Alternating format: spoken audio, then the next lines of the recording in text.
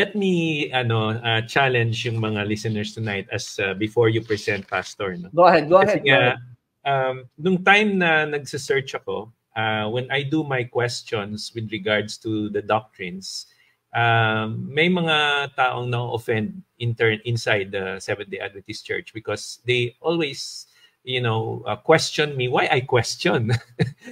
So sabi ko, and I got a good quotation from kay Richard Feynman. Sabi niya nga, I would rather have questions that can't be answered than answers that can't be questioned. So, di ba, when we have our, maganda yun eh, it really enlightened me na sabi ko, bakit ayaw nila akong magtanong? Kasi parang, do they feel threatened? And then always, ang payo is, huwag kayong makinig dyan. Huwag kang maghahanap pa ng ibang mga materials kasi maliligaw ka lang.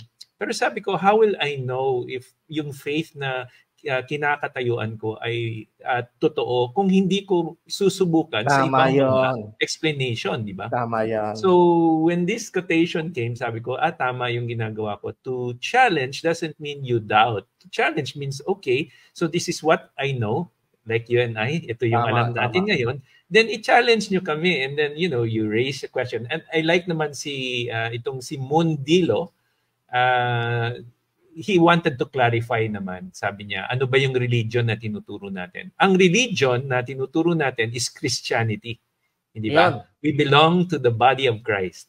Tapos, ito ba'y ang tama o tama? Ito ang tama kasi nga the Word of God is being presented here in the way, contextually, yung tamang hermeneutics na sinasabi natin, yung interpretation.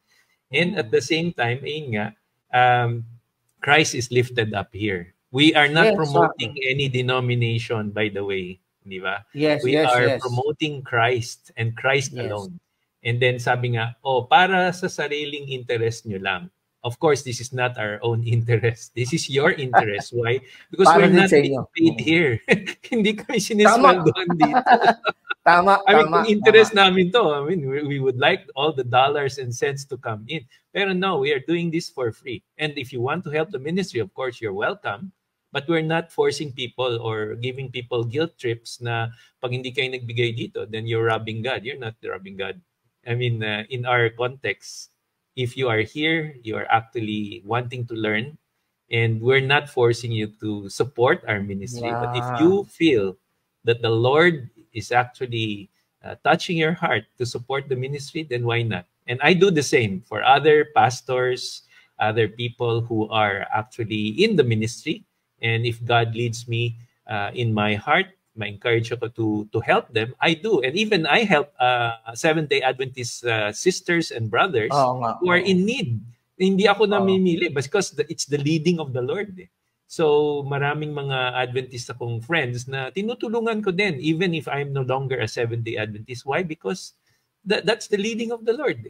I cannot stop the leading of the Lord. So I hope Mundilo na-clarify sa iyo yung tanong mo.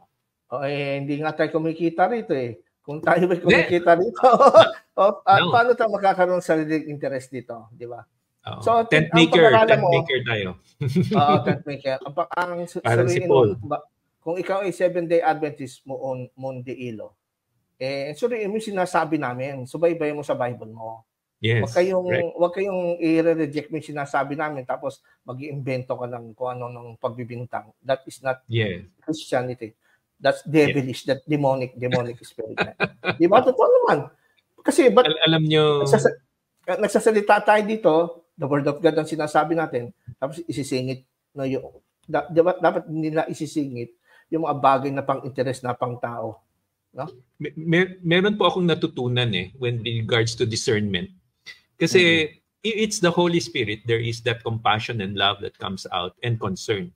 But if it's coming from the demonic spirits, malalaman niyo yan kasi nagagalit kayo at parang gusto niyo yung tao. And I realize may mga manifestations sa mga Seventh-day Adventists na minsan na nagpe-present sila and nagmamanifest yung demonic influence sa kanila Yung mga by salita the words that lumalabas. they write, na talagang sabi ko, this is not coming from the Lord. Kasi pag coming Yes. from the Lord yan, there is that search for truth, and talagang the questions are valid, humble and dapat, humble. may sense, hindi ba? Pero yung mga tinatawag nga na paninira sa ating pagkatao, ay hindi yun, hindi yun That's demonic. hindi That's yun, demonic. hindi galing sa Holy Spirit. Demonic influence yun. And be careful, mga kaibigan na nakikinig. Do not be influenced by the spirit that is yun nga, Antichrist. And